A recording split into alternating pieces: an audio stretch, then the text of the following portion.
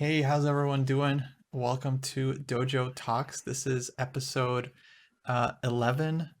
How's everyone doing in the chat? I think the sound is good, so I'm just gonna roll with it. We've got with us another special guest, John Hartman, who is the current Chess Life magazine and Chess Life online editor. I'm gonna throw it to John in just a sec, but I believe John started out as just the online editor for US Chess, and then recently moved to actually helping out with the magazine. But first, yeah, let's have John give us a little bit of your background. We're going to be talking a lot about engines today. So maybe you can include your interest in chess engines and how far that goes back. Sure. Well, first of all, it's a real treat to be on the Chess Dojo, and I keep up with a lot of what you guys are doing, and it's very exciting for me to be here, especially after following Sam Shankland. That was quite an episode you guys did. So yeah, I've been interested in computer chess since the early to mid '90s. I used ChessBase when it was in DOS, if you can remember when DOS was a thing. Kostya, I don't think was born yet, probably when that happened, but that's okay. Yeah, I remember Pentium. That's the oldest word. Pentium, yeah. My first computer was a 486 DX2 running at 66 megahertz, not gigahertz, megahertz. I think the hard drive was 40 megabytes in size. So and we paid $3,500 for that computer because it was state of the art. Yeah, I've always sort of had an interest in computers, and a lot of it had to do with my uncle, who he was he was a sort of a ex-hippie who really got into technology and always had like a portable Commodore 64 at his house, what I would play Zaxxon on. And so, through him, I kind of learned to really have an interest in computers. In grad school, I had an assistantship where I was fixing computers all across the College of Liberal Arts at Southern Illinois University. And over the years, I just became really, really interested in using computers to try to squeak out whatever chess talent I had to make it and maximize it. I'm not a talented chess player in any way, shape, or form. And through technology, I think I've been able to sort of eke out the very last bits of my abilities. So yeah, I've been interested in engines for years and years and years, and have been writing about them. My first quasi-academic article was called Garry Kasparov is a Cyborg, or What ChessBase Can Teach Us About the Philosophy of Technology. And I talked about the Kasparov Deep Blue match, and I talked about a game where this master I knew used Fritz to come up with a novelty to defeat Igor Novikov in a local club game. And so we talked about Bruno Latour and actor network theory and Martin Heidegger and all sorts of fun things. And ultimately, I argued that Garry Kasparov was a cyborg, which was kind of a bold thing to say back in 2008. So yeah, it's been a long time. And yeah, I think this field is not going anywhere. Chess and technology are kind of fundamentally intertwined right now. John, let me ask, it's a great introduction, and one thing I'm sure people would want to know about before we get into all these beautiful other topics is, could you describe like your chess journey in terms of like maybe a approximate rating of where you felt you were before the computer helped you, and then like how far you actually think the computer took you? Because I thought it was interesting, and I'm sure others did too, that you said the computer, you eked out whatever you had through the computer. Sure. I think the best way to put it, and I said this on, I think my first appearance on the Perpetual Chess podcast, I am roughly, I think, about a 1,500 talent. And through hard work, I've gotten almost to 1,900. Now that has fallen off in the past year after a really great event at the US Open where I took the under 1,800 prize. I'm back down to 1,765. And part of that is that I haven't had a lot of time to train recently, just because of all the chess life work and some health issues, which have been kind of a drag. And I've got a 6-year-old, so it's better to play with her than to look at Botvinnik. But, you know, when I moved out to Omaha, I was probably rated around 1,500 or 1,600. And then I started seriously trying to work on my chess and trying to seriously learn how to use ChessBase to not just, you know, analyze my games, not just work on my openings, but try to find patterns in my own play, try to play through the games of great players and do it more quickly. I mean, it's a lot easier to zip through 20 games of, you know, Alyekin on a 2D board as opposed to a 3D board. And I think all of that taken together and sort of some intensive study of my opponents. You know, I for years I would collect all the game scores from local events and put them into the computer and then give them to our bulletin editor here in Nebraska. I think all of that kind of got me a lot further than I would have gotten on my own. And especially, you know, since I've been fortunate to have some titled friends who have been more than willing to look at chess with me. But doing a lot of the work on my own, having, you know, a super grandmaster living on my desk has always been very, very useful, I think, for self-improvement. No, that's an interesting answer. Actually, right now, I'm going to add, we have a list of stuff that we want to talk about on the show. And the question I've heard from others that you would actually be interested, we should probably continue, but the question just for a further show, I think, is how strong do you have to be for a computer to help you, both ChessBase and engines? And I have a feeling there are widely divergent opinions on that one. You know, but we'll leave that for another show. We can talk about that actually for question number 4. I think that would be useful. That's right. Yeah. Perfect. But yeah, real quick, let me give a shout out to John's YouTube channel. I'm gonna link it to it in the chat. John just has some useful tutorials for like ChessBase, and I don't know if you're planning on doing more videos, John, but hopefully new subscribers will push you. So yeah, the hard thing about that is, and I think we were talking a little bit about this, Jesse and I, before we got before we went live. A lot of these initiatives I started in terms of video and also my website, they were right before I got hired for US Chess. And so a lot of the video things I'm trying to do now have been on the US Chess YouTube channel. So for example, you can go there and see a tutorial on how to install Leela on your computer. I've also got a video series which has gotten a little bit pushed to the wayside just because we've been so busy with the magazine, but called Leveling Up, where we look at the games of amateur players like under 1,200 and then try to tease out mistakes and common themes and tips you can use to improve your own game. That would have been on my own YouTube channel, but now it's on the US Chess YouTube channel. So you can go there as well to find me. Nice. Awesome. All right, let's get into it. I'm going to highlight our first topic here. And this is going to be about the recently released Stockfish 12. Let me find the right color here. It was... If I keep looking to the side, by the way, that's because I've got the Twitch stream up on my other screen. There we go. So Stockfish 12, the latest version of Stockfish is, I'm going to start the timer as well, is unlike previous versions of Stockfish because it incorporates this new like neural network as part of its evaluation.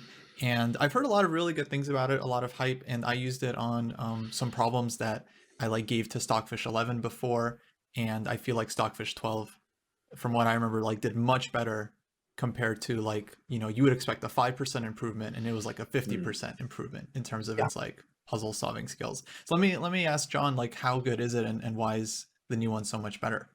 So I think the most current estimates that I saw are that it is maybe 100 to 120 ELO points stronger than Stockfish 11. That's in the computer world, that is a very big improvement. You know, normally iterations of Stockfish come out when there's about a 50 to 60 point gain. And this new NNUE technology, as soon as they put it in, within a month, they were able to release a new version of Stockfish, which is testament to how important this is. So just to sort of give the backstory, this NNUE And I don't remember exactly what the anagram stands for, but basically it's porting back technology from the shogi world. Shogi engines for a long time have been borrowing ideas from Stockfish, in particular the search, the way that Stockfish navigates a game tree. Almost all of that in shogi engines, in the top shogi engines, comes from Stockfish. But very few ideas from shogi were making it back to Stockfish, to chess Stockfish, until a few months ago when someone decided to try this NNUE, this type of neural network that is usable for CPUs. So neural networks traditionally have relied on a very different sort of mathematics, a very different sort of computational requirement, and you had to have a very good graphics card to run Leela or Fat Fritz.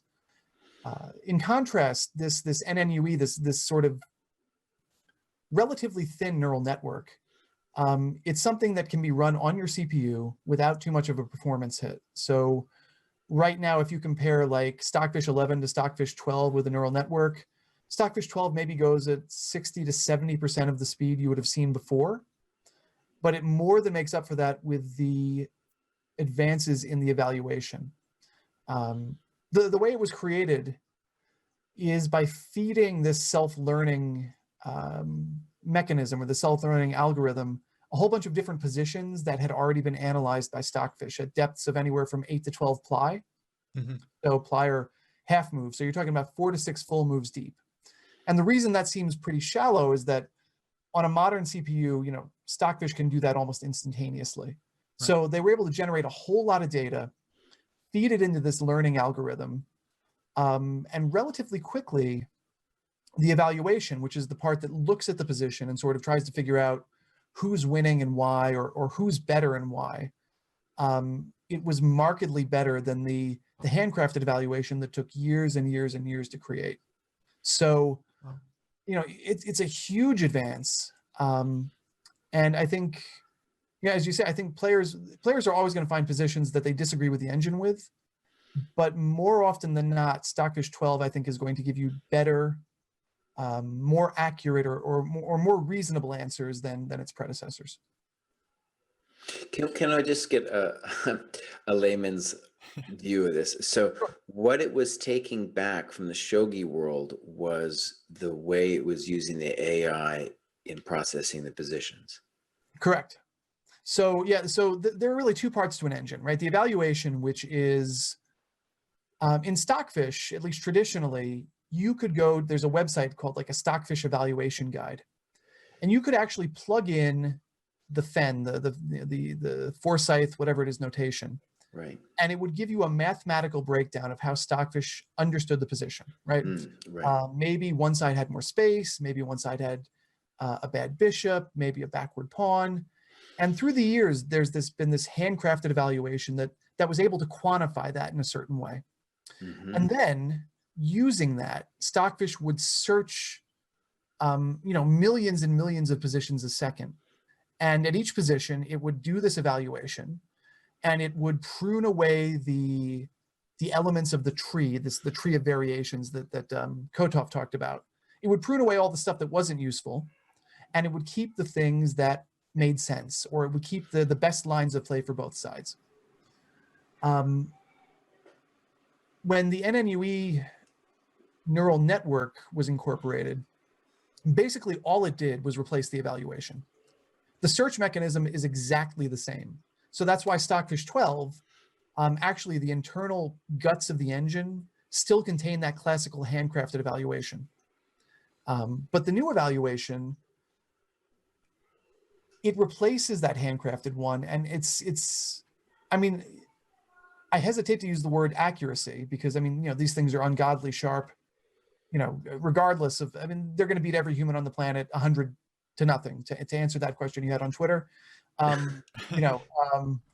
Maybe Carlsen gets a draw every now and again, but not much. That said, this new innovation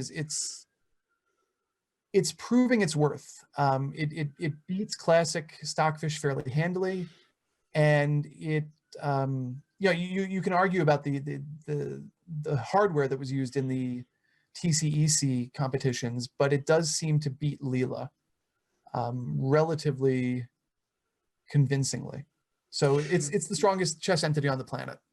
So just for another layman's question, so when a guy like me goes to download the Stockfish, when I just download Stockfish 12 without the neural network thing, I'm just downloading the ancient algorithm with various, like you said, things for pawns and bishops, and then it's only when I do the neural network, when you say the new thing, that's really what you're talking about. So out of the box, Stockfish 12 will generally use the new thing, the NNUE, but there are situations where it will revert to the classical. So I think if it gets to a high enough evaluation of the position, it will revert to the classical evaluation because it's much faster and can search much deeper. Okay. There are, I think there are also some end games, maybe where there's limited material on the board where it may switch to the NNU to the classical evaluation, just because in something approaching theoretical end games where there's table bases involved, speed becomes more important than whether or not the evaluation is slightly better. So Pulsey's chiming in that, right, it's automatically bundled in. Yep. And so why or maybe I don't, why do I need to do what Kostya wanted me to do, which was to get the NNUE thing in there? So that's the thing. That's the thing, is it's out of the box. If you download Stockfish 12 from the Stockfish Chess website, right, you don't need to do anything. It should be bundled into the exec file. Now, in a little while, when we talk about the special compilation I have, when we talk about using them for analysis, it's a little bit different, but we can talk about why I've decided to separate them out just for my own analytical purposes. I see. Okay. Yeah, actually, that was that would really be helpful. a good thing to talk about right now. John has a link for everyone in the chat if you want to download John's specific version, which is like you just said, separating out the neural network with the classical evaluation. You should visit his site, firstslickchess.com. And you mentioned that it would be more useful for analysis, but I'm guessing the reason they have it out of the box like that is that it's stronger for in its playing strength. Yeah, so there are things that the Stockfish mods have done because they work well in engine versus engine play. Right. So, TCEC or any of the competitions, they're all engine against engine. And for example, they have a contempt factor built into the engine so that Stockfish always evaluates its position as being about a quarter of a pawn better than by itself the evaluation says it should. And the reason it does that is they want the engine to keep playing, even if it's slightly worse, because they're confident that it can either outplay the other engine or at least, hold a draw in a slightly worse position. That's so funny. Which is, that's great for engine competition, but for analysis, it's a real pain in the ass here. Yeah, terrible. Especially because the way it's configured out of the box, if you're using the classical evaluation like Stockfish 11 or any of the older ones, in analysis mode, it'll actually bounce back and forth. So first it'll give white a quarter of a pawn extra, then it'll give black a quarter of a pawn extra. So you'll see the evaluation bouncing as you move from side to side. I started compiling my own version that took that out. And then because I don't like the fact that that Stockfish 12 out of the box will vary between the NNUE and the classical evaluation on its own without telling you. I found a way to sort of separate that. So what I did is I compiled versions that are strictly NNUE or purely NNUE. They won't revert to classical. And then I've also got a version that is purely classical. And the reason I do that, and we'll talk about this when we're using engines for improvement, the thing to understand is that they are not oracles, right? Engines, they need to be read. You need to have a hermeneutic of understanding what a chess engine is and what it's telling you. So if you're used to Stockfish and what plus 0.25 is on a classical evaluation, and you want to stay with that because you understand it and helps you in your analysis, that's why I created the classical version. If you want the more precise quote unquote one, if you want to use the NNUE, then you've got that one too. And you don't have to worry about, remembering which one is operating when. Mm-hmm. Yeah, that was so annoying about previous versions where you have a position, yeah, it's saying white is slightly better. You play the top engine move, all of a sudden it's equal. You play the top engine move again, all of a sudden white is slightly better. It just drives you crazy. Yeah. And that was And for what it's worth, I mean, there are some people who disagree with this approach. And however you use the engine to understand what's going on is fine. This is just something that's worked for me. And anecdotal evidence suggests that players much stronger than me find it useful too. Yeah, no, for sure. I mean, you want the like if I run the engine for like 5 minutes and it's giving me an evaluation, that's fine. That doesn't have to be the truth of the position, but once I go to the next line, the evaluation shouldn't just drop immediately as if like it Right. just completely like that. Yeah, that was always crazy to me. All right, well, time's up for this topic. Let's move on to the next one, which is going to be what it is the current status of the other top engines, such as Leela, Komodo, and maybe some others that we haven't really heard of yet. Sure. Well, let's talk about the classical evaluation for ones first. For a long time, Houdini was the top dog for quite a few years after Ribka came and went.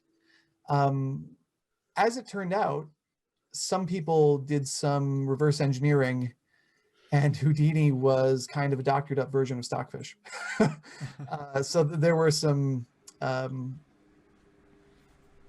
GPL, some possible GPL violations that came into play. I'm not saying this is true. I'm saying this has been reported in the computer chess world. I am not a programmer, so I have not investigated the code.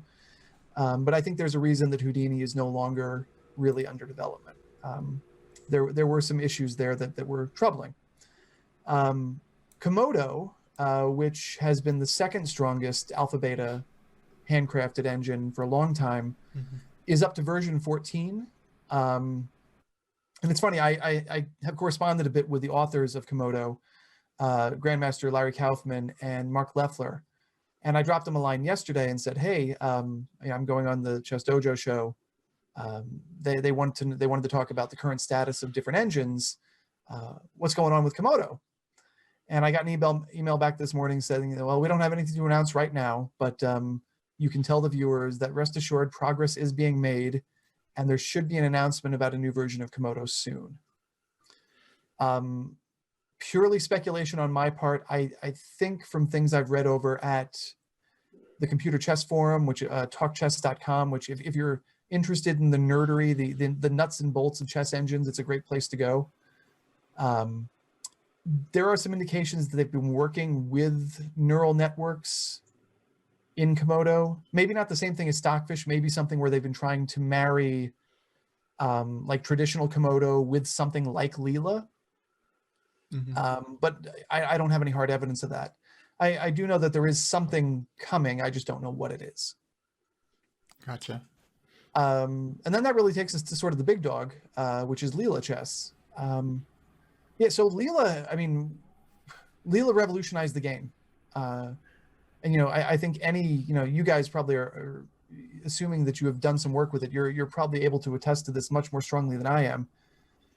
But there's been a very real sense that with the introduction of these neural networks, chess research, chess opening research has opened up again in a way that has been very exciting for top players. There was a tweet, they cut it from a Twitch stream where Christian Chirilla and Alejandro Ramirez were talking about working with Leela, an early version of Leela, for the match, the Caruana-Carlsen match, when they were seconding Caruana. And they said that once they started using Leela, they said, I believe the quote was, everything changed.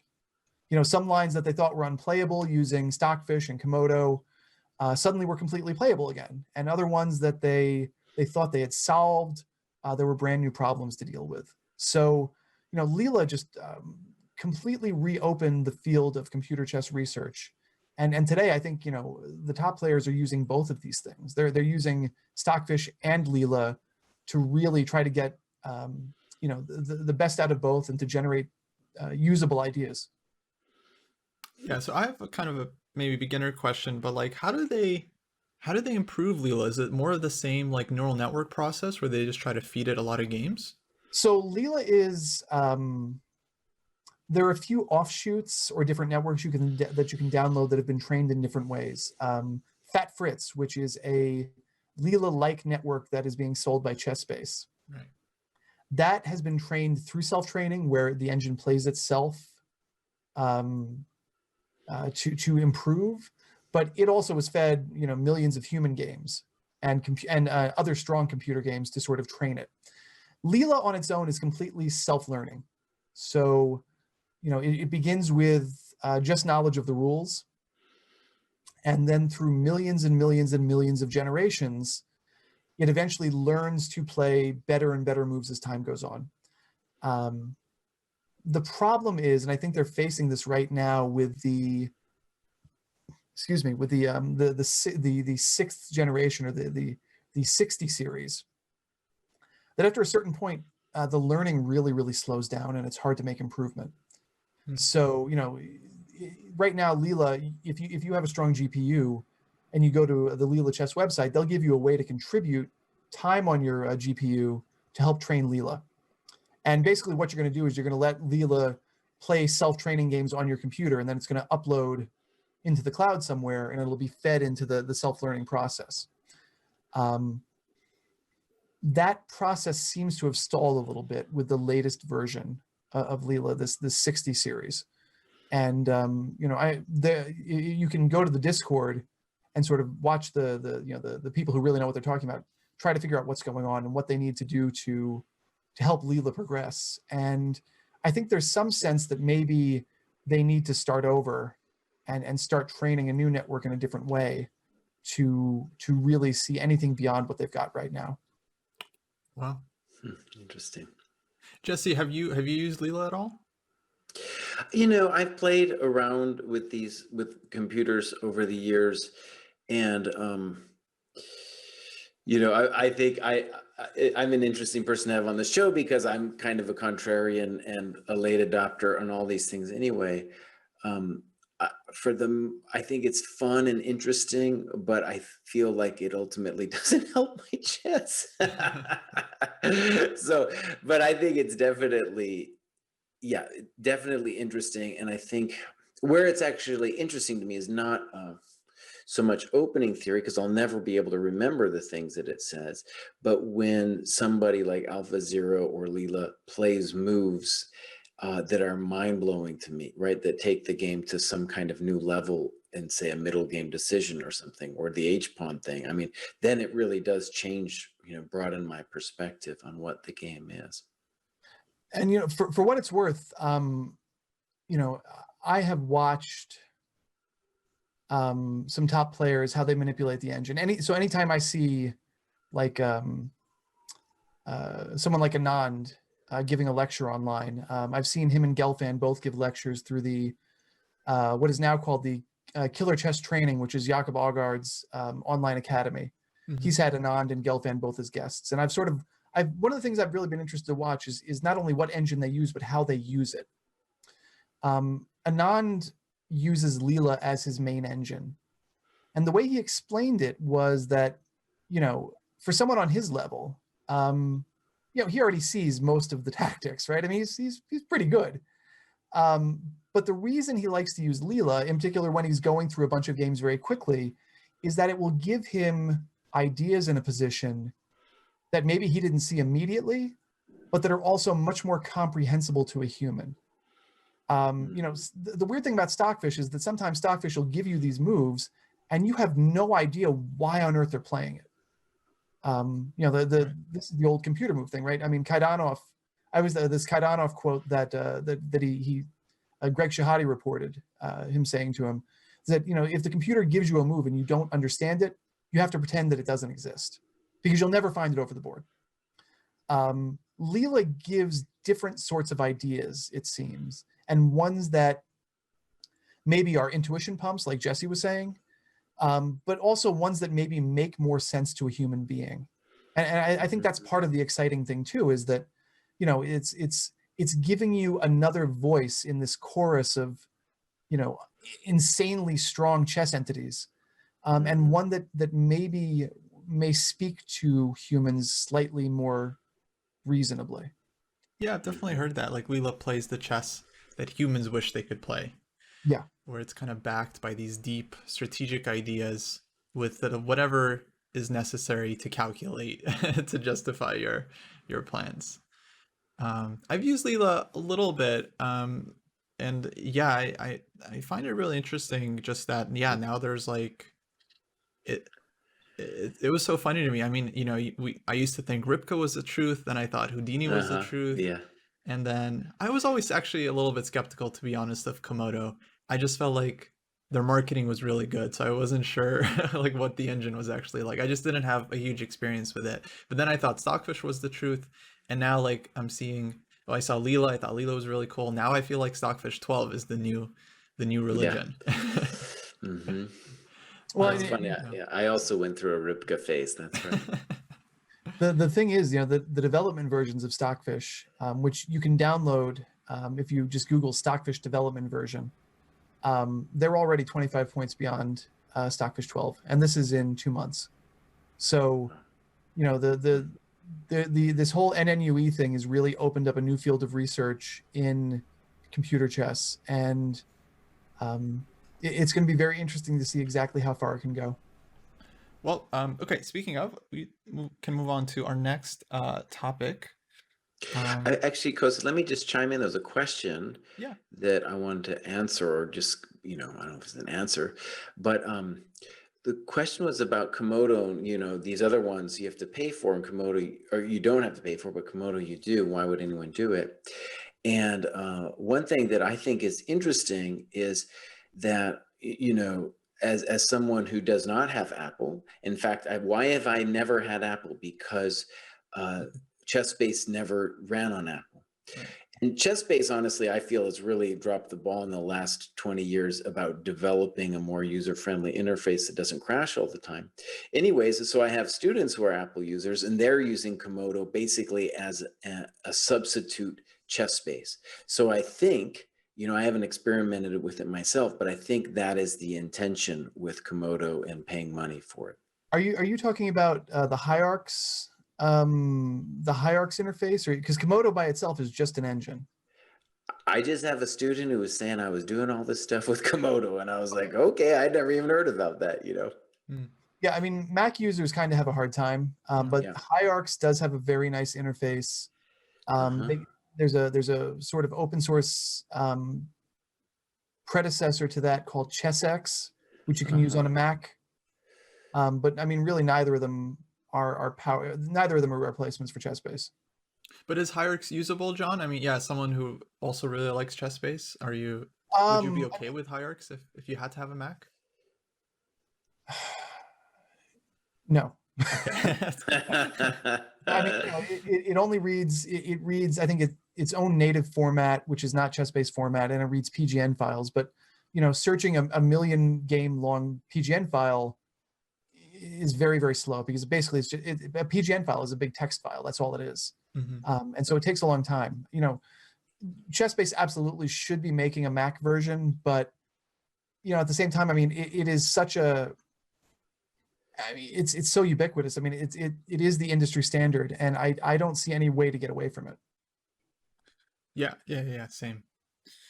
So I want to just correct myself. At the moment, right, I don't see what my student was saying, and maybe they actually meant something like hierarchs.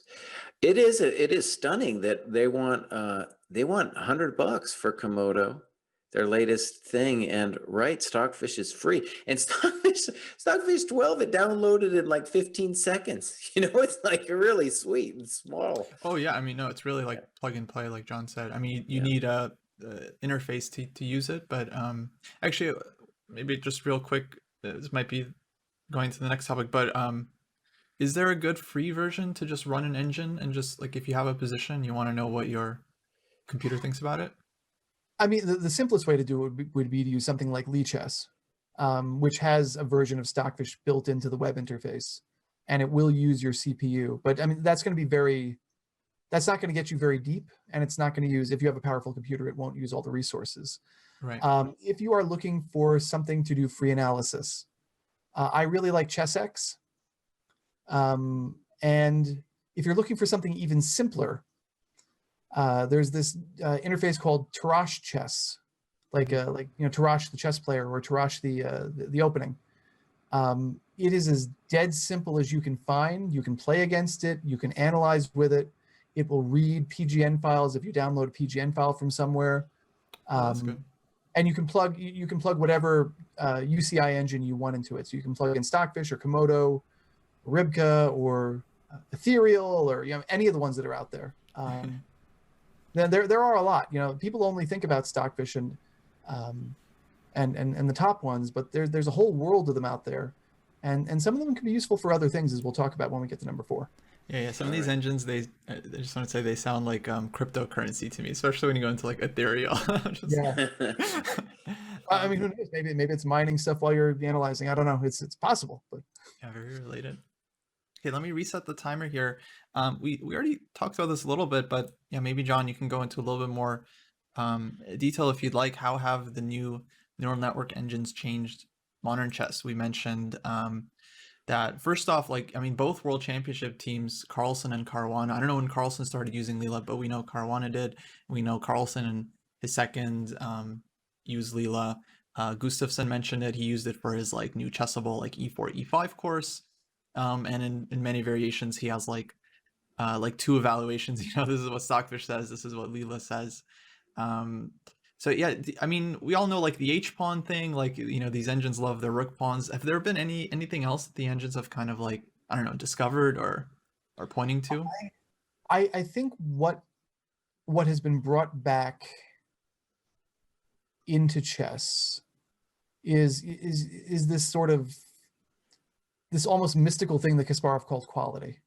When Kasparov was talking about different sorts of compensation or different sorts of features of a chess position, we talk about time, talk about space, and then he had this weird this thing about quality, right? The quality of your pieces, and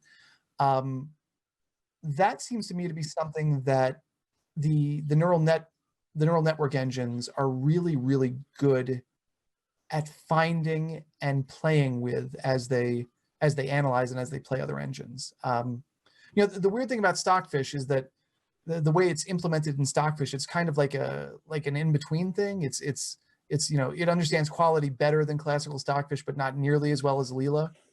I think that's another reason that maybe humans may want to use Leela, even if it's not as strong as NNUE. It will give you something that will make more sense to you. Mm-hmm. And maybe we're seeing this also in the opening choices that we're seeing in all these rapid games being played all across the world. People are playing really weird stuff. H5 on move 3 in the English. Carlsen threw out there in some recent rapid game. I get it. It's a rapid game. You don't want to use your top-notch stuff, and in game 25 anything can happen anyway. But all of a sudden, there's this whole new world of ideas that maybe Leela, if it gives you the okay, you think, well, it can't be that bad, so I'll try it. Yeah, actually, the real big one for me that, if this line is actually playable, I'm just gonna go insane, is the Dirty Harry line from Selecki. Yeah, the H5 on move 5 in the Sicilian. Yeah, Jesse, I don't know if you know what we're talking about, but just for everyone in the chat, if you imagine the 4 knights open Sicilian, so 2 knights on f6 and c6 for black. Mm-hmm. White has played knight takes d4, knight c3, and now black usually either plays e6 here to get the 4 knight Sicilian, or d6 will get the classical Sicilian. Here black goes h5.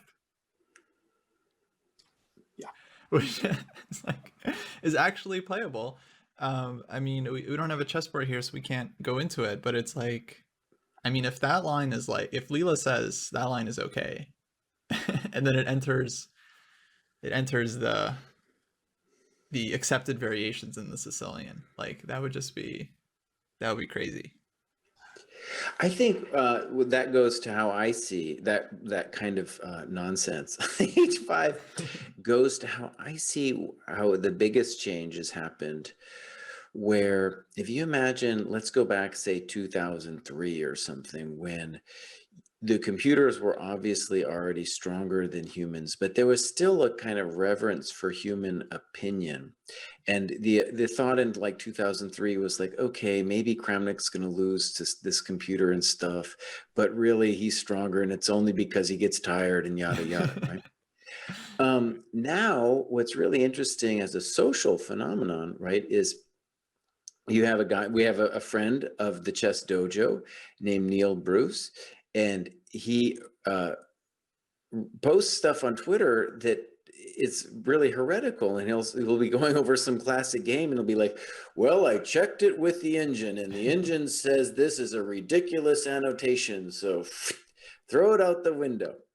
And right, for my chess sensibilities, sense of chess culture, whatever you want to call it, it's like it's funny at first, but then I see other people reacting to what he's saying, and I'm realizing that I'm the one that's been left behind. The train is gone, and these people are seeing like classical chess through a new perspective in which this is enabling them to completely leave the station of how at least I grew up thinking about the game. Right, regardless of whatever level they're personally at, whether they're at 1200 or 1800, they're seeing the game through the eyes of the computer. And yeah, the vision of what chess is totally different then, totally different. So that's the big difference I see. But I think, yeah. Go ahead, John. I think you got a sense of this last week when Sam Shankland was telling you what you need to do to win the senior championship. Right. I mean, it's funny. I have a video interview with Joel Benjamin that should come out this week, where we talked about his games at the senior. And then at the end, I sort of threw that at him. I said, look, I was watching ChessDojo, and and Jesse said it's his only reason to live is to get into the senior. Yeah. And Sam said, okay, well, to do that, you're not going to outplay these guys, so just overdose on tactics and then you'll beat them. And Joel was like, yeah, I don't know. But I mean, Joel's also an old school guy, right? I mean, this is, not to get ahead of ourselves, but this book just came out, right? And I don't know how many kids are going to read this because it doesn't show up on their phone and doesn't have Stockfish enabled in it. Right. And that's sort of the generational thing that seems to be going on here. And I don't know how to answer that. Well, I mean, I have an answer for it, but maybe we'll have to wait a minute. I should say one more thing about how the neural networks have changed modern chess, though, since the one thing that I think has also been very, very important for analytical purposes is that they understand closed positions a lot better. So, Kostia, you're a King's Indian guy. I'm not giving you any secrets here, but I mean, we can go to the database and we can see this. Leela and Fat Fritz too, I think, are much better analytical tools for you when you're trying to understand, the pawn races in the Mar del Plata variation, as opposed to Stockfish. Right. No, I've definitely felt, Leela's like, I mean, it's hard to say because it's not like I know which engine is correct, but any King's Indian player knows that Stockfish and a lot of the older engines will greatly overvalue White's space advantage, where like in practice, like Black scores fine. So it's nice to have an engine that's like kind of gets it a little more. That justifies your beliefs. I think the same thing is true in some lines of the French, where you give up space. The engine loves White. And it's just in practical play. It's not that simple. Right, absolutely. The engine also they all love, the Stockfish especially loves the bishops. Oh man, give that thing a bishop and it runs crazy with the evaluation. Yeah. Well, going back to the thing we were talking about adult improvers using engines and kind of believing in the engine. I think there is a difference between kids learning from the engine, because I think kids just absorb things really quickly and they just learn so fast that it makes sense that I think of a kid like Christopher Yu, who probably uses a lot of engine in his training, but he's obviously a brilliant calculator, and he's developed his analytical skills quite a bit. But for the adult players who use engines, I think they rely on them a little bit too heavily, I think, on the evaluation, and then they well, they don't have the experience that like title players have, where like, you know, we just know, like, we see a position with a weak king, like we know that king is going to get mated regardless of what the engine says. We know, like, in practice that's usually what's going to happen. Mm-hmm. And so I think chess is still like a competitive game, so this experience like really counts for something. And so, like, yeah, if we can't extract why the engine comes up with the moves it does, then it's hard to imagine how that will be like really helpful when it comes to our own games, like our own decisions that we're making. Yeah, there's this is something that Gelfand talks about in the book, in the two books that he just published with Agard. But Oh, cool. in the book that you're doing the book club with, which I'm kind of excited to see. You know, he talks about, says, well, the engine says this is equal, but of course everyone would want to play white, or of course everyone would want to play black here.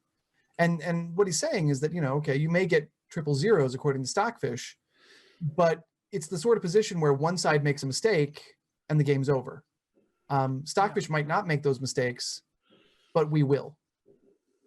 And real quick, I noticed the original, or I remember the original match that came out between Alpha Zero and Stockfish 8, I think it was. I remember playing through some of those games because I was curious, like, okay, Stockfish 8 is the current truth in the chess world, so how can it be getting crushed this badly? And so I was just I did what everyone did. I just played through the games with my own Stockfish running and just seeing, like, well, at what point does the evaluation go from fine to bad? And what I was seeing, that like Alpha Zero was getting it into a lot of variations where Stockfish thought it was fine, it was equal, but only based on this like one line that it was calculating. Right. It's not like Stockfish had 3 options or 4 options for equality and then blunder somewhere. It like got sucked into these like deep lines, and then at the end of the line, oh, there was some exchange sack that Stockfish didn't anticipate. And okay, it might have not been the strongest version or whatever, but like that was kind of the pattern I was seeing, is that the neural network engine was getting Stockfish into these kind of like long tunnel variations that it wasn't fully calculating. For what it's worth, by the way, when you read Leela's evaluation, that probabilistic reading of the position is kind of baked in. So, you know, the way it evaluates the position is not just one line of play. It looks at this game tree and says, here are the likely ways this could go. Here are the moves that seem to score better, and it weighs those more heavily. But it tries to figure in the fact that there are bad moves out there for each side. So, you know, from a practical perspective, the Leela evaluation might be more interesting for you know, over the board players who are trying to get a sense of what might happen in a real game. Yeah, that was definitely my feeling. Okay, which brings us nicely to our next question, which is, what is the best way to utilize engines for chess improvement? So I guess we're just going to talk about engines in a general sense, but if you want to specify, if you mean like a neural network engine or just regular classic Stockfish, I guess we can. But let me start with John. What do you think? The number one thing to remember is that the engine is not an oracle. The engine will not give you the unvarnished truth, because it is not perfect. And what's more, we are human players, and you know, we can't possibly duplicate the insights of the engine when we are playing over the board. So, you know, we have to respect them, we have to learn from them, but at the end of the day, you're by yourself when you're playing another human being. I mean, hopefully, unless you're, you know, Rousus or whatever his new name is.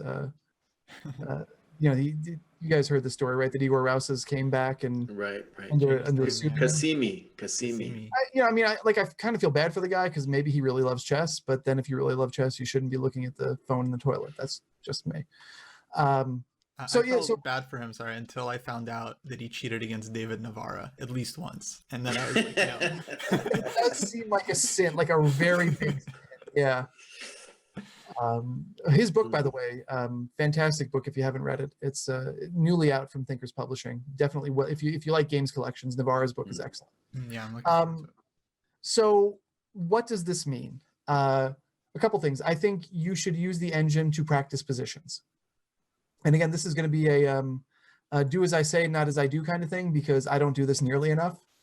But let's say you are woodshedding rook endings. You know, you're working on your end game.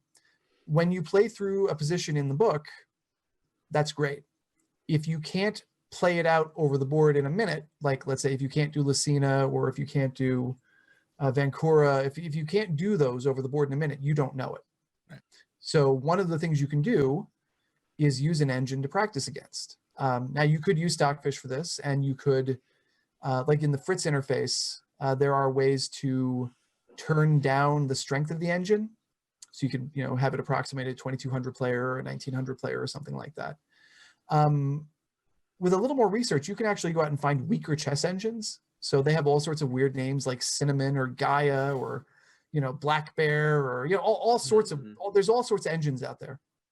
And if you go to there's a wiki for computer chess, and they have a whole thing about engines. You can just go and look, or you can look at any of the engine rating lists. Just go and choose something that's kind of around your strength, and play with it. And maybe you practice games against that, or you can use that as a sparring partner. And instead of beating your head against Stockfish, you actually might win some of them, which is kind of novel when you're playing against a computer these days. There are other things you could do. There are also much smaller Leela networks. So if you go to Leela Chess, if you go to their website and you look at the page about networks, they will give you some ideas about tiny little networks that you can spar against that'll even run on your CPU. They don't have a whole lot of knowledge, so they will make mistakes, but they still will play much more like a human than Stockfish would. All of these things you can do to train. But again, really the key thing is you just have to remember that, when you are using an engine, it's a tool. That's all it is. And you have to learn to interpret it. So, when you see Stockfish's evaluation not moving in an endgame, you have to understand that, even though it says plus 3.5, black's not winning, right? There's probably a fortress there. Or, +1 in a blocked position doesn't necessarily mean that one side has a huge advantage. It just means that Stockfish sees it that way. And for practical players, it may be completely equal. You just have to work with it and learn how to read it. Something I should jump in here with is that, as I remember Sam giving me the advice, it was in particular that he said that all these old guys were playing sidelines. And it's kind of, even when you get into that, it feels intuitive what a sideline is, but it's actually, when you dig into it, like everything might be a sideline.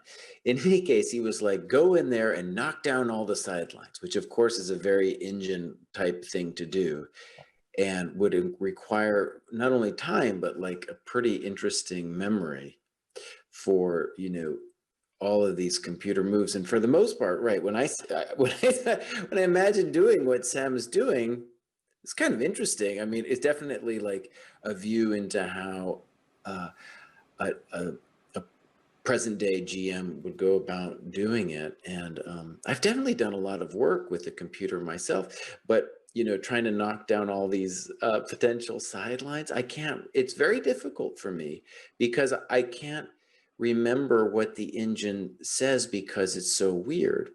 And in general, like almost like less information is better. So like I do these really basic opening vids on YouTube that do not have that much analysis. And that's what I want for myself, honestly. I just want some guy or girl come on there and say, this is the basic idea of what you're trying to do in this position, and here are maybe 3 variations. That's all I got in me. That's all I got. So to me, it's like the engines, this almost a little bit counterproductive, which is, this is going to be my opportunity to throw it back at John. And like, in particular, so let's imagine a 1500 John Hartman.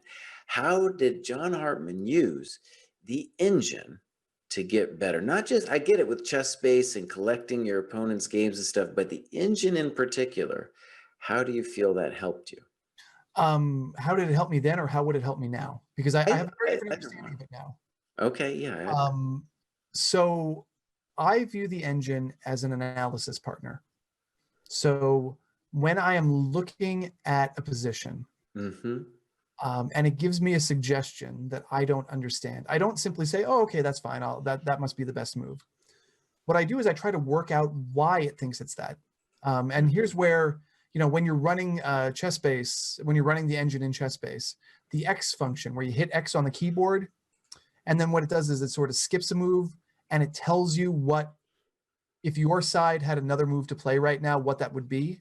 Okay. Sometimes that can tell you what, like the reason the move is really good. Especially if you're a tactical idiot like I am. You know, that move is good because it threatens mate in 3. Okay, now I get it. If you simply, just use it and say, oh, okay, and you keep it in the space bar and you put the thing in the notes and you never try to understand why the engine says something is stronger, it's not going to help you because you won't remember it, right? But if you analyze your games and you say, okay, I made a mistake here, and Stockfish or Leela says this move is better, but I don't see why.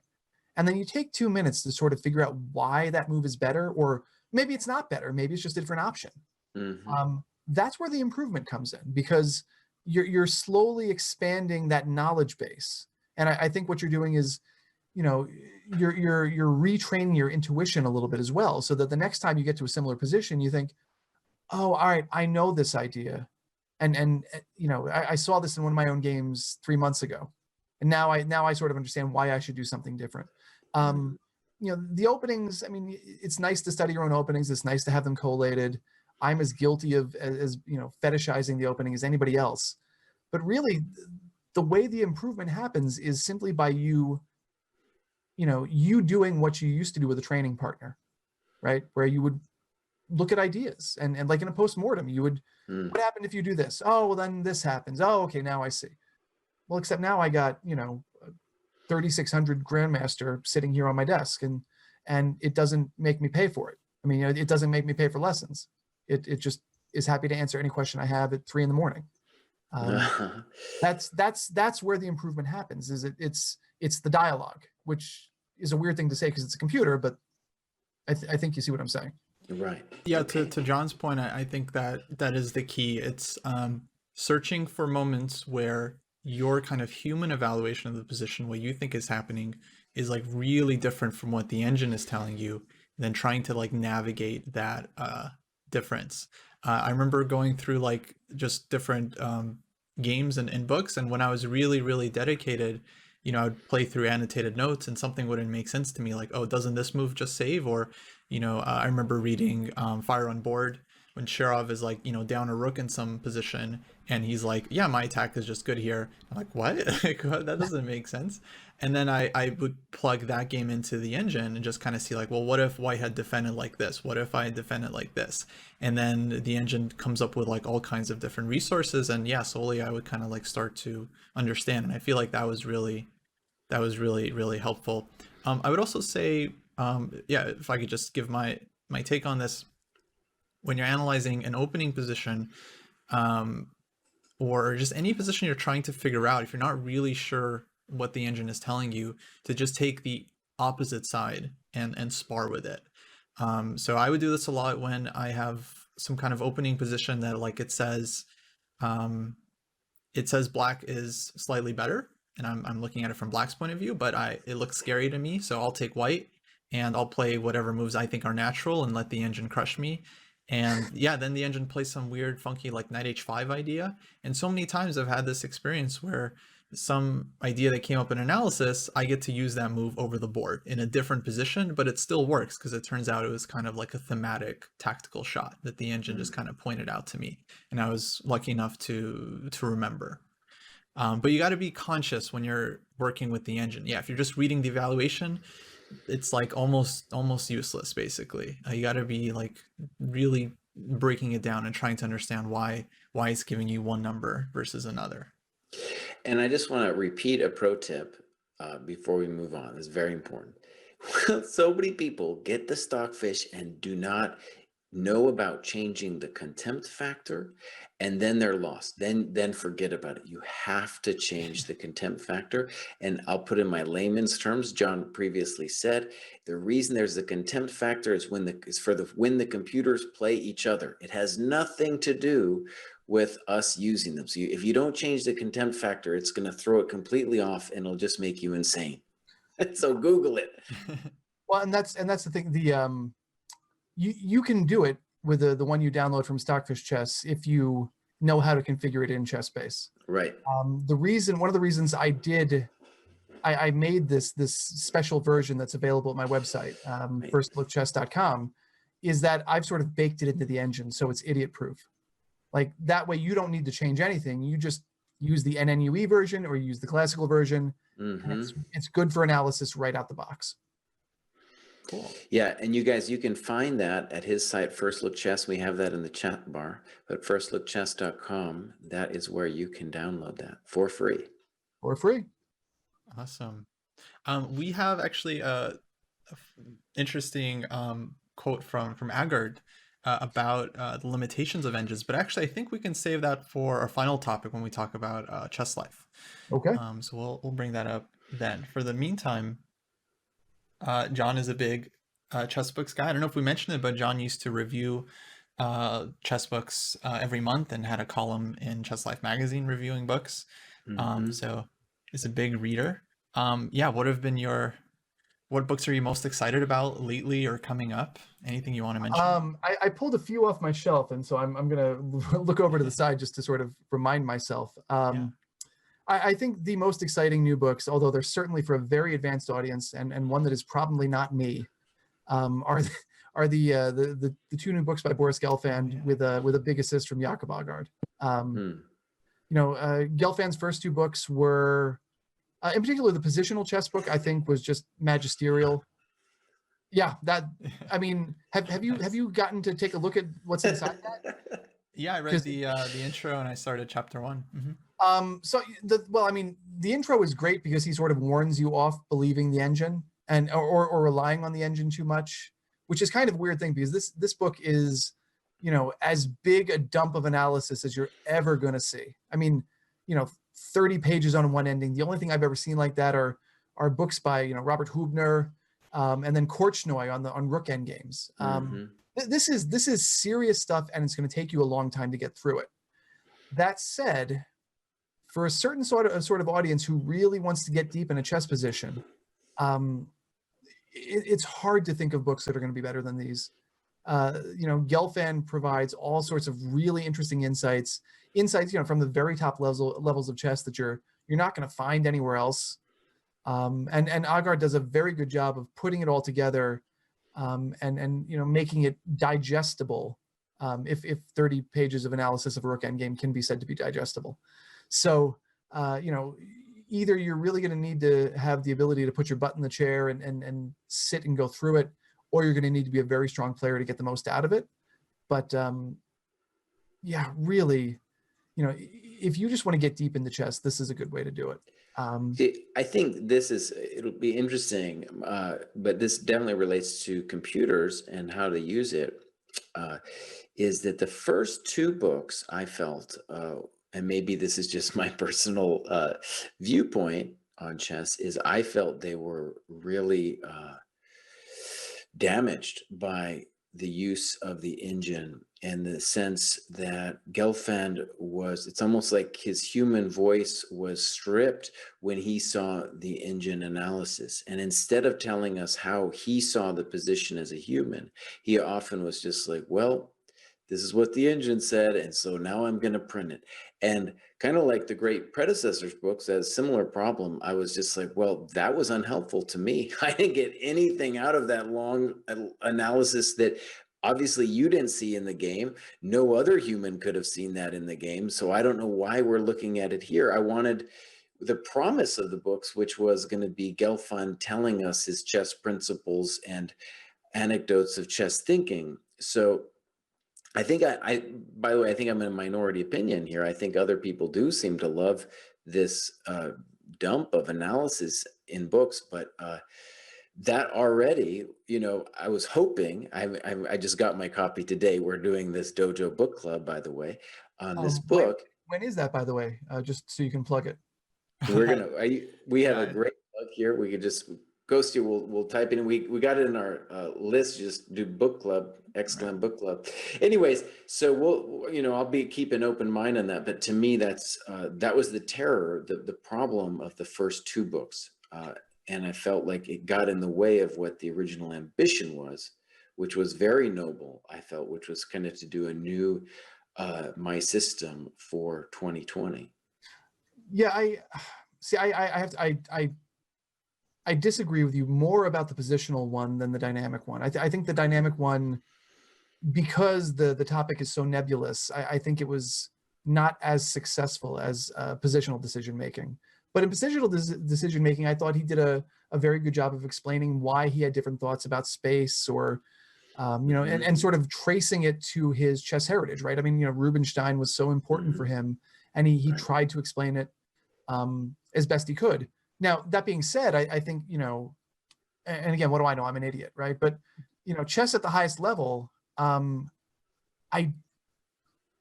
it has become so infiltrated by the computer, by necessity. That the idea of individual style is not what it once was. I mean, if I gave you the games of the top 20 players, I mean, some of them you'd be able to figure out, but stylistic differences. That would be a really fun game, actually. I think we should do that. Don't get me to do it, because I don't know anything. But I mean, but you see what I'm saying, right? So, I definitely hear you when you say that, that there is a lot of computer in these books. But I my sense of it is that for these top level guys, there's no way around it. I mean, that their intuition is so good, and the only way it's going to get better is by pushing it up against the computer and trying to see where the slippages are. Yeah, I don't know. I mean, I could be wrong, but that is my sense of it. Other books that I think are really good right now, Jan Timman's Triumphs. Now, you talk about a book that is the antithesis of the Gelfand books. Very, very light on the hardcore analysis, a lot of words. I would like to have seen more biography in it, but I suppose that's not what the book was really about. It's a best games or best wins, I suppose, sort of book. But even in the first game, I mean, and I put this up on Twitter last week or something, there was just this beautiful piece rearrangement that Timman did. And the computer, the computer doesn't care about it. The computer thinks it's nothing special. But for a human, it's a very memorable sort of rearrangement. And that's kind of why I like this book. It's not nearly as difficult to read. And I think in some ways it's more enjoyable simply as an aesthetic kind of thing. Joel Benjamin's book that just came out, I know kids don't read books. I think this is his attempt to at least put something out there that kids might possibly read, or as he said in the interview I did with him, it's also aimed at teachers who maybe want to have something that they can pull off the shelf and say, here's a Smyslov game that maybe you would like to see, or something like that. So that's just out from New in Chess.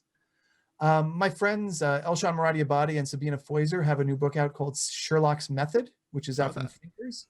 Yeah, it's a really neat idea. They sort of come up with this Sherlock Holmes story where Sherlock is training Watson to get ready for a tournament. So there's this story, but there's also like 250 or 300 positions in there to solve that range in strength from, the 1200 to 1500 player, maybe all the way up to master. And the explanations are really pretty good. So if you're looking for a training book that has a fun little twist, that's kind of a nice book. So that book is specifically, I remember reading, it's like about how to prepare for an upcoming tournament, right? Like get into form? More by solving. There's not a lot of instruction in terms of like, do X, Y, and Z. Like, Edmar Mednis had a book years ago called like how to get ready for a tournament, or how to prepare for a tournament, or something. There's this little white book that's, I'm sure, out of print, but it was really nice, and sort of gave you like, okay, here's how to practice your openings. Here's how to think about time trouble. Here's how to do all the things that you need to do to get ready for a tournament. This is more like, training in the weeks running up to a tournament. So Gotcha. Here are some positions to solve. Here's how to work on your thinking process. And and by the way, there's this fun little twist at the end of the Sherlock Holmes story that I won't give away. But it's a fun read. Other chess improvers may really like, and I'm going to pull the book out because I can't remember the exact title.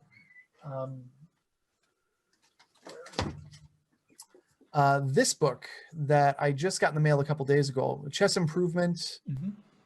It's All in the Mind. It's by, I'm sorry, It's All in the Mindset, excuse me. Much more comprehensible this way. By a guy named Barry Heimer and Grandmaster Peter Wells. Oh, yeah. So those of us of a certain age who have been around ChessBase for a long time will remember Peter Wells' strategy column in old issues of ChessBase magazine, Uh, brilliant stuff. If you have any access to these old magazines, like back in the hundreds, like Chess-Based Magazine 80 or something. They're up to like 198 right now. He wrote these brilliant columns, very well written, all sorts of fun positions that maybe you hadn't thought about before. Very strong player. And these two have teamed up. Heimer is an academic who is he's interested in psychology. He's interested in Carol Dweck's theory of growth mindsets as opposed to fixed mindsets. Yeah. And he also references Anders Ericsson's theory about, a deliberative practice. And so taken together, they sort of try to outline a framework for chess improvement that makes use of these academic psychological insights. And, I'm only about a chapter or two in, but already it's got me thinking about not only how I approach the game and how I approach improvement, but all the things I will absolutely not do if my 6-year-old daughter wants to learn chess. So it's if you're a teacher or if you're working on your own game, it's a bit of a heavy read because it is kind of academic, and the layout is not great. Now that I'm an editor, I really pay attention to that stuff. But the content inside is absolutely worth reading. Cool. And you also earlier mentioned the new David Navarro book, which Yeah, I'm really excited about. a little heavier on analysis than like say Timon, but definitely not nearly as imposing as Gelfand. And Navarro, by all accounts, is like the nicest guy in the world you ever want to meet, and it really comes through in the book. I mean, I think it's the translation of a blog that he had that was written in Czech. So of course, unless you're using Google Translate, you can't understand it unless you speak Czech. But it goes through a good chunk of his career, very well annotated games, and he tells you what's going on behind the scenes, and you get a really good sense of what the guy's like. Very cool. Yeah, on that Gelfand note, I with both of you guys, like to Jesse's point, when I read like My Great Predecessors, I just skip the engine lines. Because it's like, to me, I just want to know the stories and the players and what was their specific contribution. With the Gelfand books, I remember skipping through some of his analysis as well. I feel like I just looked for the stuff that looked interesting to me, and I mean, I got a ton of value from the book, even if I only maybe read like 70% of it or something, and then like missed a lot of engine lines. But Jesse was telling me a few weeks ago that if I want to be a GM, I got to do like the hard endgame work. So I'm gonna like pour through every variation. I almost cursed there. and I'm gonna, I'm just gonna try to grind it out, see how it goes. Well, and one thing I just want to mention in this regard is kind of interesting, both with computers and books, is earlier we mentioned Korchnой's Rook Ending book. I covered that. I did a review of that here. That's pre-computer, and that's intense, man. And it's really interesting because then the variations are ordered by a human mind, and it's amazing because you can then see like, oh, this is what a very strong human mind can actually do. And then you're like, oh, I can maybe aspire to some piece of this without it being incomprehensible in terms of, say, endings. And another book that shot to mind, we're talking about Timon, is a great book he did back in the day called The Art of Chess Analysis. Oh man, if you want your mind to explode, take a look at that book. And that again is human variations, but very deep. So, the first reaction I think from most players when they see that, this was in the pre-computer times, was like, oh man, that's an anvil I'm not willing to put on my chest. But the variations are still organized by human mind, plus you weren't sure if they were right. And it's kind of interesting as a student, you like, if they're already right, you lose a lot of the interesting questions that go on there. But you don't know they're right. And I'm sure if you plugged in Timon's Art of a Chess Analysis into Stockfish 12, it would say it was all wrong. But that doesn't mean, it's still a great book.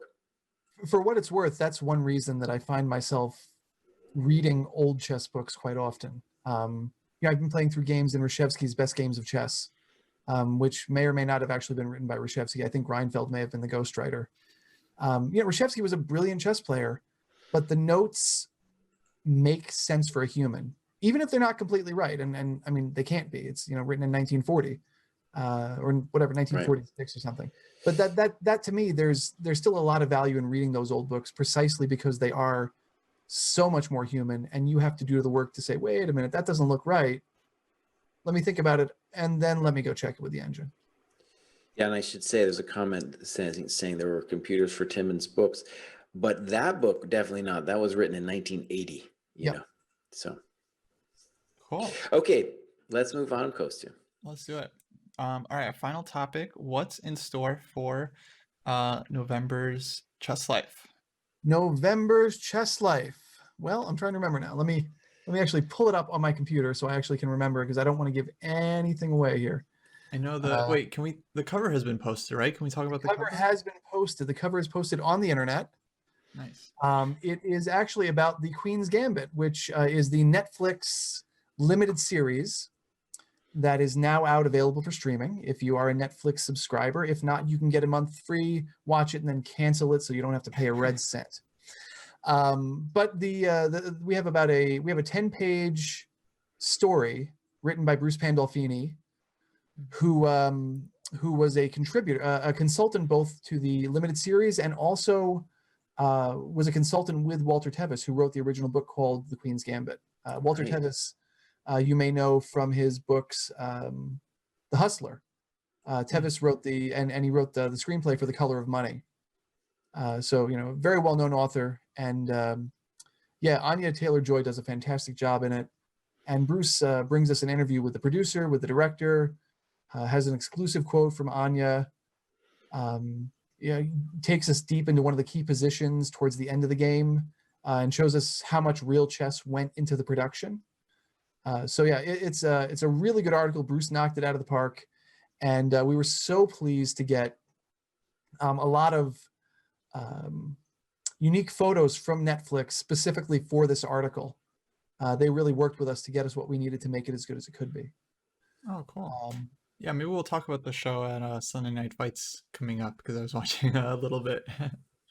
Yeah, I've seen the whole thing twice now. I saw it as a screener when we were writing the story, and Oh, nice. we were talking about this off screen. The question is always going to be for will our non-playing chess partners enjoy it? And anecdotal evidence seems to suggest yes. Yeah. So that's the cover story. Then we've got we've got our usual columns. Lev Albert, Bruce Pandolfini, John Watson did a book review. I'm trying to remember what it was in here. I think it was it was Willie Hendrick's new book, which he absolutely loved. What is it? I don't want to botch the page. I'm actually going in the PDF to find it. That's fine. So that's the guy that wrote Move First, Think Later. Yeah. was So well his received.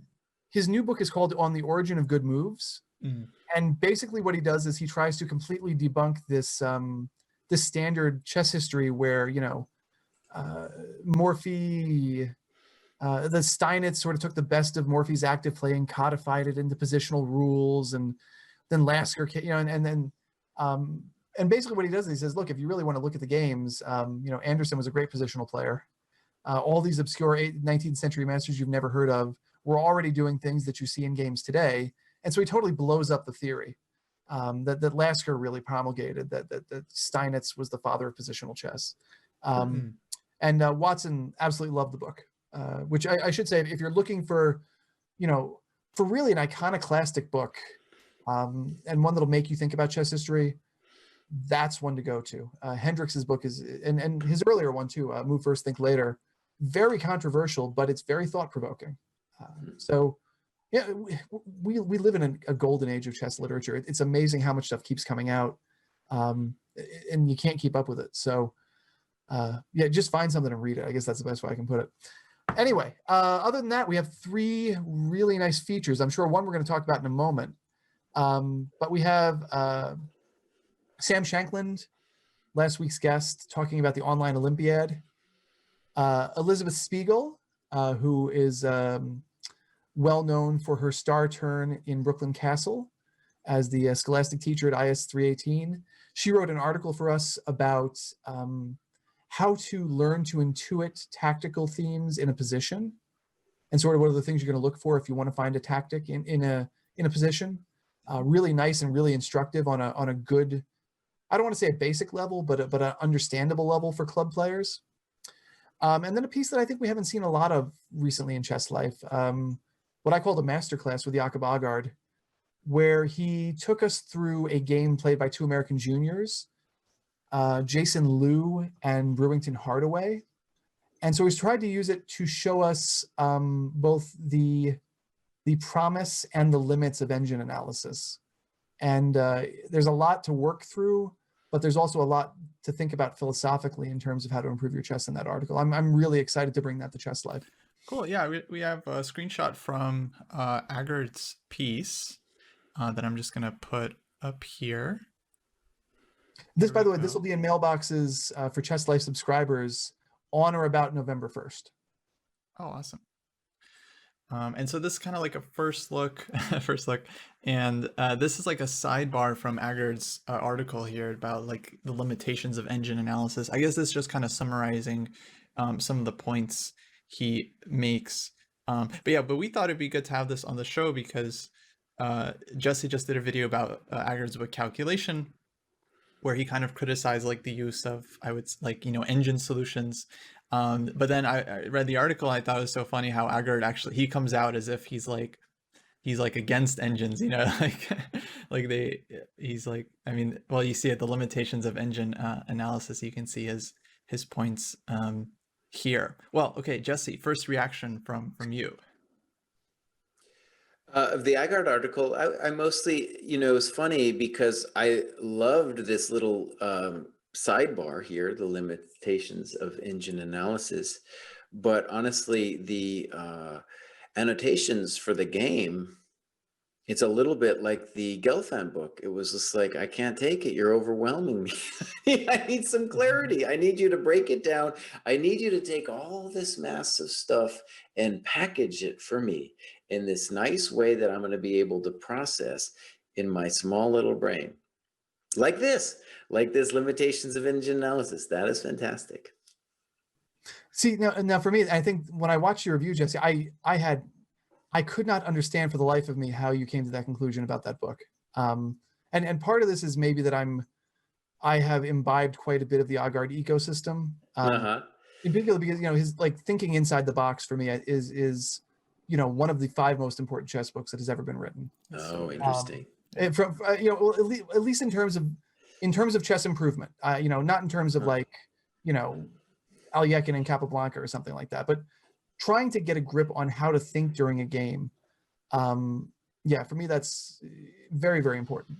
So for me, when I read that article and when I think about some of the other things that Agard has written, the point seems to be that at the top levels with the people he's working with, there is no avoiding calculation, right? And what's kind of weird is that, this is where and I do not want to open up the Watson-Agard debate again, because that's been something that's been going on for 20 years and still raises the cackles of both people.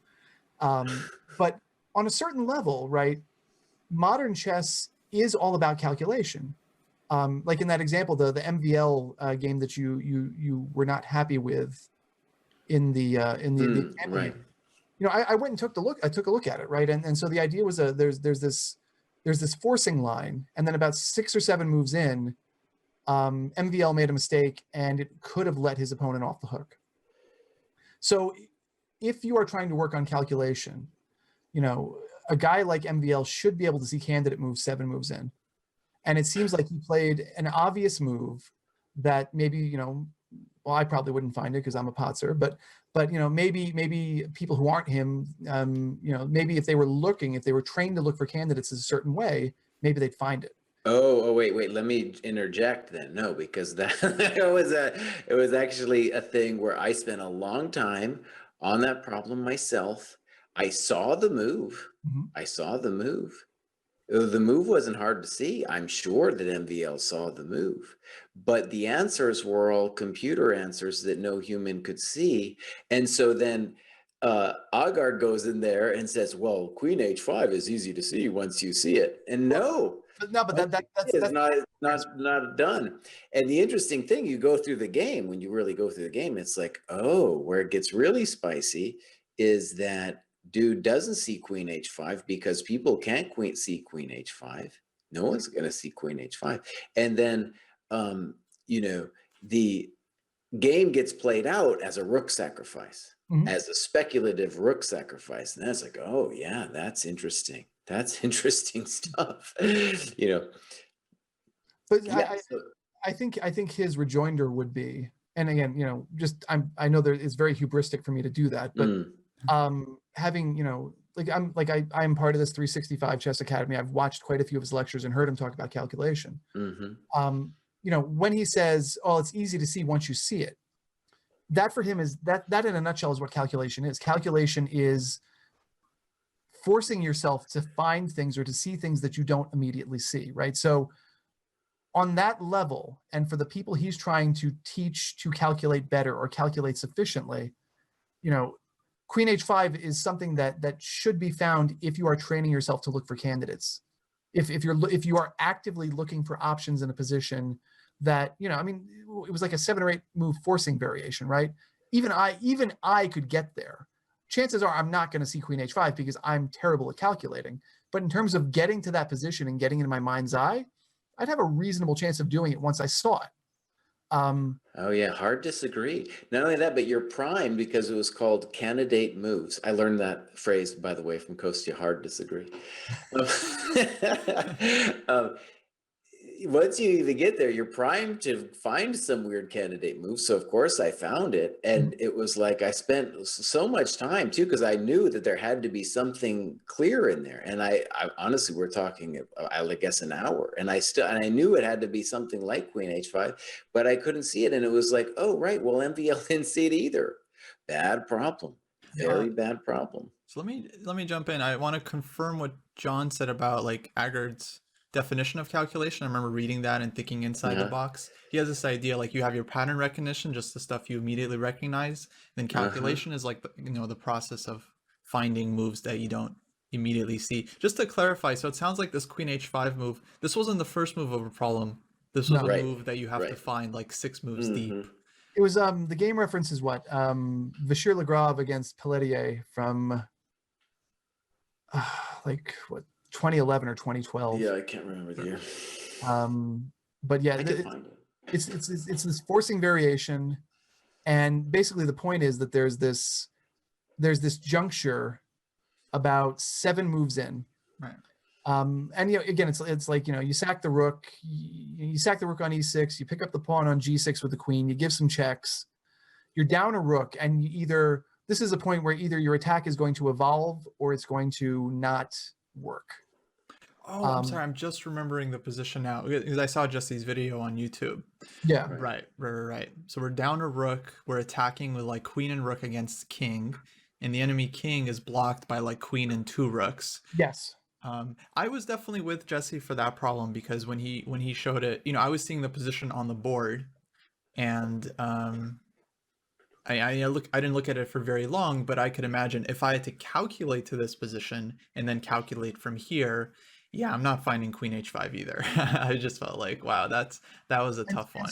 And my sense of it is that like that book in particular, that book is designed specific. I mean, like the problems are on such a level that he's expecting people who read that book or who try to solve that problem to be able to see that.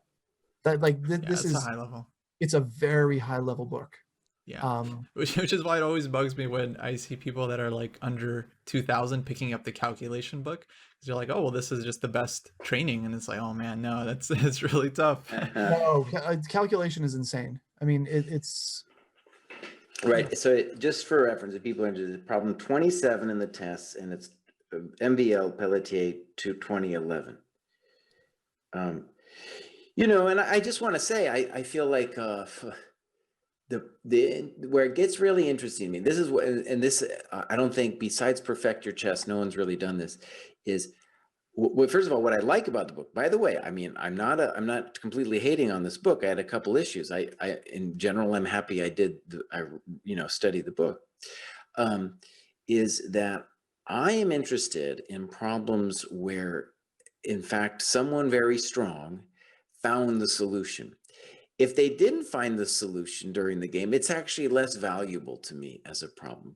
I want somebody who is able, under stress, to find a problem. Someone better than me found the answer to this problem.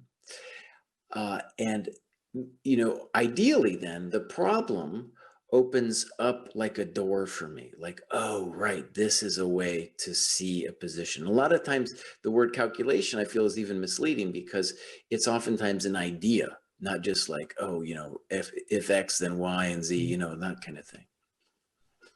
Anyways, that's my spiel. Yeah, and just because I have to have the final word. Okay. No, but I think that what we're seeing right here is kind of like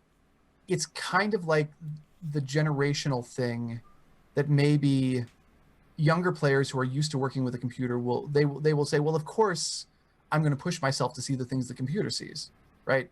That even though that this is like for them and for top level grandmasters who are really trying to go from 2700 to 2750 or something like that, the work that you have to do to improve your intuition, to improve your calculation, is so like 99th percentile that of course it's going to seem insanely hard or almost useless for for we mere chess mortals. I mean, it doesn't take much to impress me tactically. It takes a lot more to impress you, Jesse.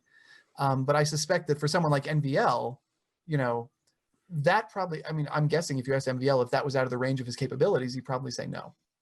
Like that's something that probably he should have been able to see, even if it is like a computer move. Does that make sense? But by the way, I think there's an argument to be made that MVL is actually the best calculator in the world. Absolutely. Oh yeah. No, I think that, I mean, my understanding of it is that's absolutely true. Yeah. I So think if he can't see it, I don't know. a good compromise would be to have problems where the solution, even if it wasn't found by the player in the game, it was found by a human at some point and then confirmed with the engine. Versus how I imagine it's like more of a searching process where like, you just run through the game, you find the moment where the engine like says, oh, this and this, and then it's kind of like this, can't quite figure out the term for it, but it's like, once you see it, it becomes obvious. Right. Well, that's what Perfect Your Chess, the first volume, did. I'm hoping the next volume will keep to that, Yeah. Okay.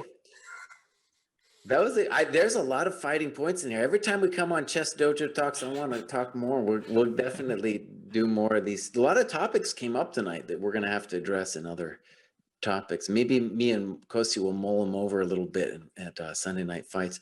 For sure. So, Kosi, we're going to come right back, and I want to give a shout out. We got some great games already underway. We're a little late in getting started, but we're going to get into the meat of it, into the time pressure phase coming up. Yeah, well, let me just thank John so much for coming on. This was I think this was our longest show. Yeah, sorry about that. No, not at all. Speaks to how good the topic was. Once again, if you guys want to follow John, you can find his website and his Twitter in the chat, where he has some useful links on his site, especially just a very simple compiled version of Stockfish that you can plug and play into your chess space or interface of choice. And also stay tuned for the new November Chess Life that John has been working on editing, as well as uschess.org that has a bunch of great articles every week. And if you like the magazine, if you like what you see there, please subscribe, become a member of US Chess. Now more than ever, it's really important that members renew their memberships. So if you like what we're doing, if you're interested in it, do me a favor, please do renew. Cool. I'm pretty sure I renewed for like 3 years. It's like, I appreciate that. Jesse doesn't have to do that because once you're a GM, you get it for life. That was one of the main reasons I needed to become a GM. That's one of the main perks that I got. Nice. All right, guys, thank you so much. It's been a real pleasure and an honor for me to be here. Yeah, absolutely. Guys, I'm going to close out the stream so people can watch the VOD, and then we will be back shortly with Sunday Night Fights. Take care, everyone. Great. Bye, John. Bye.